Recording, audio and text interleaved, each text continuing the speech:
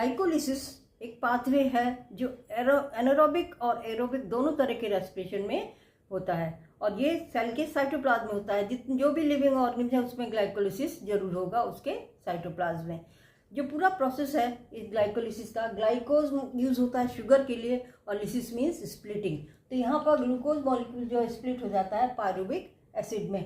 और ये पूरा पाथवे जो है 10 स्टेप पाथवे है, ये एमडेन मेयरहॉफ और परनर्स ने दिया था, इसीलिए इसको ईएमपी पाथवे भी कहते हैं। और इस पे क्वेश्चन आया हुआ 2023 में। EMP pathway means glycolysis. अब यहाँ पर क्या होता है कि इसमें पार्शियल ऑक्सीडेशन होता है। इस ग्लाइकोलिसिस में ऑक्सीजन की जरूरत नहीं होती है, इसीलिए ग्लूकोज का पार्शियल ऑक्सीडेशन होता है। एक molecule glucose 2 molecule pyruvic acid बना देता है। और प्लांट्स में जो सबस्ट्रेट है, ये ज़्यादातर ये रेस्पिरेशन में सबस्ट्रेट ग्लूकोज होता है। प्लांट्स में क्या होता है, सुक्रोज बनता है फोटोसिंथेसिस से। तो सुक्रोज पहले ग्लूकोज और फ्रक्टोज में बदल जाता है इन्वर्टेज एंजाइम से, और फिर ये यहाँ पर ये यूज होता है। तो यहाँ पर ग्लूकोज भी हो सकता है, फ्रक्टोज भी हो सकता है। ग्लूकोज से ग्लूकोज 6 फॉस्फेट बनेगा, फ्रक्टोज से फ्रक्टोज 6 फॉस्फेट डायरेक्ट बनेगा। Otherwise the process is same, पूरा ये प्रोसेस जो है वो सेम होगा। अब क्या होता है, सबसे पहले ग्लूकोज जो 6 कार्बन कंपाउंड है वो उसमें एक फॉस्फेट ग्रुप जुड़ता है। किस कार्बन से, 6 नंबर कार्बन। ग्लूकोज 6 फॉस्फेट बनता है। 6 फॉस्फेट का मतलब फॉस्फेट ग्रुप जुड़ा हुआ है 6 नंबर कार्बन से। ये फॉस्फेट कहाँ से आता है, एटीपी से, एडिनोसिन ट्राइफॉस्फेट। इसमें 3 फॉस्फेट हैं, तो ये एक फॉस्फेट इसको दे देता है और खुद चेंज हो जाता है एडीपी में, एडिनोसिन डाइफॉस्फेट। जहाँ पे फॉस्फोरिलेशन होता है वहाँ पर काइनेज जो है वो यूज होता है एंजाइम के लिए। और हेक्सो मीन 6 कार्बन कंपाउंड है, और यहाँ पे एटीपी जो है वो इन्वॉल्व है, इसीलिए इसको कहते हैं हेक्सोकाइनेज। यहाँ पर एंजाइम यूज होगा हेक्सोकाइनेज। हर एक स्टेप पे एंजाइम है, लेकिन वो पूरा आपको याद करने की जरूरत नहीं है।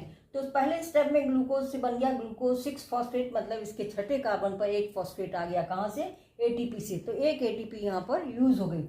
फिर उसके बाद ये आइसोमर है ग्लूकोज और फ्रक्टोज, दोनों के मॉलिक्यूलर फॉर्मूला सेम है, खाली स्ट्रक्चर फॉर्मूला में अंतर है।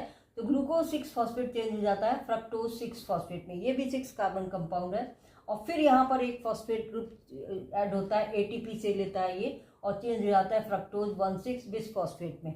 1,6 का मतलब हो गया एक फॉस्फेट जुड़ा है वो 1 नंबर कार्बन से, और एक फॉस्फेट जो यहाँ से जुड़ता हुआ आ रहा है 6 नंबर कार्बन पे। तो 2 फॉस्फेट हो गए, एक नंबर कार्बन और दूसरा 6 नंबर कार्बन। बाईफॉस्फेट या डाईफॉस्फेट टर्म हम यूज करते हैं केमिस्ट्री में, लेकिन बिस फॉस्फेट हम यूज करते हैं ऑर्गेनिक केमिस्ट्री में। जब फॉस्फेट 2 फॉस्फेट ग्रुप और शुगर डेरिवेटिव्स में जुड़े होते हैं उस समय हम यूज करते हैं बिस फॉस्फेट। तो बिस फॉस्फेट का मतलब 2 फॉस्फेट, बाईफॉस्फेट या डाईफॉस्फेट जिसको हम कहते हैं वो यहाँ पर हम बिस फॉस्फेट कहते हैं। तो यहाँ पर ये भी 6 कार्बन कंपाउंड है, फॉस्फेट एक नंबर और एक 6 नंबर पर हुआ। तो इस तरह 2 एटीपी यूज हो गए, एक यहाँ पर और एक यहाँ पर, 2 एटीपी यहाँ पर यूज हो गए। अब फ्रक्टोज 1,6 बाईफॉस्फेट स्प्लिट होता है ग्लिसरॉल्डिहाइड 3 फॉस्फेट और डाइहाइड्रोक्सी एसीटोन फॉस्फेट में। ये दोनों 3-3 कार्बन के कंपाउंड, मतलब 6 कार्बन वाला कंपाउंड 2 3-3 कार्बन वाले कंपाउंड में बदल जाता है। डाइहाइड्रोक्सी एसीटोन फॉस्फेट जो है वो फिर कन्वर्ट हो जाता है ग्लिसरॉल्डिहाइड 3 फॉस्फेट में। इस तरह से हमें 2 मॉलिक्यूल मिल जाते हैं ग्लिसरॉल्डिहाइड 3 फॉस्फेट के, एक तो इससे जो डायरेक्ट आया था और एक जो ये कन्वर्ट हुआ था। तो इसके बाद जो प्रोसेस होगा उसमें सब ये पूरा डबल चलेगा। यहाँ तक ये एक मॉलिक्यूल ग्लूकोज से शुरू हुआ था, लेकिन अब ये सारे 2 मॉलिक्यूल यूज होंगे। ग्लिसरॉल्डिहाइड 3 फॉस्फेट जो है ये एल्डिहाइड जब ऑक्सीडाइज होता है तो एसिड बनता है, तो ग्लिसरॉल्डिहाइड किस बदल जाएगा, फॉस्फोरिक एसिड में। और इसमें इसके लिए इसमें से हाइड्रोजन निकलेगी या इसका ऑक्सीडेशन होगा, किसके द्वारा होगा, NAD+ के द्वारा होगा, और ये खुद चेंज हो जाएगा NADH+H में। तो यहाँ ये बन गया एक जगह पर NADH+H, ये एक में बना है, यहाँ पे 2 मॉलिक्यूल होंगे तो 2 NADH+H बनेंगे। यदि एरोबिक रेस्पिरेशन होता है तब ये जाता है इलेक्ट्रॉन ट्रांसपोर्ट सिस्टम में और वहाँ से इससे 3 ATP मिलते हैं। लेकिन एनारोबिक के केस में यहाँ पर ये यहीं रहता है, साइटोप्लाज्म में ही रहता है, इलेक्ट्रॉन ट्रांसपोर्ट सिस्टम में नहीं जाता है और इससे ATP नहीं मिलती है। अब यहाँ पर जो है 2 फॉस्फेट हो गए, 2 मॉलिक्यूल थे, 2 फॉस्फेट भी हो गए। तो यहाँ पर ये बिस फॉस्फोग्लिसरिक एसिड बन गया, एल्डिहाइड से क्या बन गया, एसिड बन गया। ये भी 3 कार्बन कंपाउंड है। इसमें एक फॉस्फेट तो 3 नंबर से जुड़ा ही था और एक फॉस्फेट 1 नंबर से जुड़ गया, तो ये हो गया 1,3 बिस फॉस्फोग्लिसरिक एसिड। अब इसमें जो है ये एक फॉस्फेट ग्रुप जो है, जो फर्स्ट नंबर पे जुड़ा हुआ है, वो निकलता है और किससे जुड़ जाता है, एडीपी से। एडीपी से जुड़ के ये क्या बना देगा, एटीपी। तो यहाँ पर एटीपी बन रही है और एक फॉस्फेट निकल जाएगा, बन जाएगा 3 फॉस्फोग्लिसरिक एसिड। यहाँ पर 1,3 बिस फॉस्फोरिक एसिड था, ये हो गया 3 फॉस्फोग्लिसरिक एसिड। ये भी 3 कार्बन कंपाउंड है। उसके बाद ये पोजीशन फॉस्फेट की बदलती है और ये बनता है 2 फॉस्फोग्लिसरेट या ग्लिसरिक एसिड।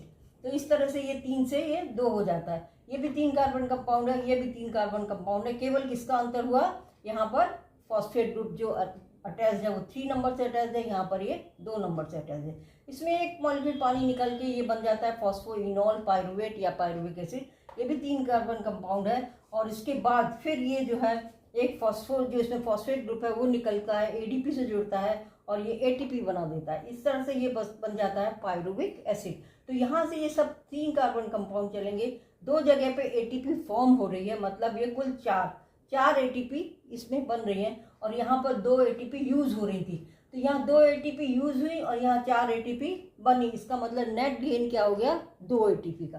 तो यदि एनारोबिक की है ये या फर्मेंटेशन की ग्लाइकोलिसिस है, उसमें हमें नेट गेन 2 एटीपी का होगा। लेकिन यदि ये एरोबिक की है तो ये जाएगा इलेक्ट्रॉन ट्रांसपोर्ट सिस्टम में और 3 मॉलिक्यूल एटीपी हमें वहाँ मिल जाएगी, एक NADH+H से। इस तरह से वहाँ पर हमें कुल गेन जो होगा एटीपी का वो 8 हो जाएगा, क्योंकि ये 2 है, 1 से 3 होता है तो 3 से 6 ये हो गया और 2 यहाँ पर हो गया।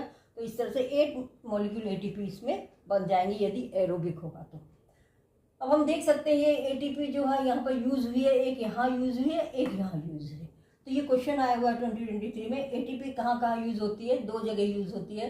एक ग्लूकोज से जब ग्लूकोज 6 फॉस्फेट बनता है और एक जगह फ्रक्टोज 6 फॉस्फेट से फ्रक्टोज 1,6 पाइफॉस्फेट बिसफॉस्फेट बनता है, ये होता है। और इसके अलावा जो है यहाँ पर जो फॉस्फेट रिलीज हुआ, इस 1,3 बिस फॉस्फोरिक ग्लिसरिक एसिड से जो फॉस्फेट रिलीज हुआ वो जो है एटीपी बनाने में काम आता है। ये कहलाता है सबस्ट्रेट लेवल फॉस्फोरिलेशन। क्योंकि हम फोटोसिंथेसिस में पढ़ते हैं फोटोफॉस्फोरिलेशन, वहाँ पर जो एनर्जी मिलती है या फॉस्फेट जो बनता है वो बनता है एनर्जी जो है वो लाइट एनर्जी से। इसी तरह से जो इसमें इलेक्ट्रॉन ट्रांसफर सिस्टम में होगा वो इलेक्ट्रॉन के ट्रांसफर से एनर्जी मिलेगी। यहाँ पर क्या हो रहा है, जो हाई एनर्जी वाला बॉन्ड है फॉस्फेट वो टूट रहा है और दूसरे कंपाउंड में जुड़ रहा है, ये कहलाता है सबस्ट्रेट लेवल फॉस्फोरिलेशन। ये भी जो एटीपी बननी है या फॉस्फोरिलेशन हो रहा है वो भी क्या है, वो सबस्ट्रेट लेवल है। एक कंपाउंड से ही फॉस्फेट निकल रहा है along with the high energy bond, तो ये जो है एटीपी बनती है, इसको कहते हैं सबस्ट्रेट लेवल। तो यहाँ पर ये 2 जगह सबस्ट्रेट लेवल फॉस्फोरिलेशन हो गया और ये पायरुविक एसिड बन जाता है। इस तरह से एक मॉलिक्यूल से 2 मॉलिक्यूल पायरुविक एसिड बन जाते हैं और ये हो जाता है ग्लाइकोलिसिस। अब इसकी आगे क्या होगा पायरुविक एसिड का, ये इस पे डिपेंड करेगा कि कंडीशंस क्या है। यदि ऑक्सीजन अवेलेबल है और यदि एरोबिक रेस्पिरेशन हो सकता है तो वहाँ पर एरोबिक होगा, तब ये कंप्लीट ऑक्सीडेशन होके ज़्यादा एनर्जी देगा, कार्बन डाइऑक्साइड बनाएगा और वाटर बनाएगा। अदरवाइज यदि फर्मेंटेशन होगा, फर्मेंटेशन एनारोबिक में 2 तरह का होता है, एक में अल्कोहल बनता है कार्बन डाइऑक्साइड के साथ और एक में लैक्टिक एसिड बनता है। वो सारी डिटेल अलग से है जिसमें हम एनारोबिक रेस्पिरेशन पढ़ते हैं, पर ये कॉमन है दोनों में। अंतर इतना आएगा कि यदि एरोबिक है तो ये NADH+H इलेक्ट्रॉन ट्रांसपोर्ट सिस्टम में जाकर 1 से 3 एटीपी बनेंगी। यहाँ पर क्योंकि ये डबल है पूरा, इसलिए यहाँ पर 2 NADH+H बनेंगे, मतलब 6 एटीपी वहाँ मिलेगी। और वैसे इसमें नेट गेन डायरेक्ट कितना हो रहा है, 2 एटीपी का हो रहा है, तो 6 + 2 8 एटीपी हमें मिलेगी ग्लाइकोलिसिस से, यदि आगे चल के ये एरोबिक रेस्पिरेशन होता है। तो इस तरह से ये पूरा था ग्लाइकोलिसिस।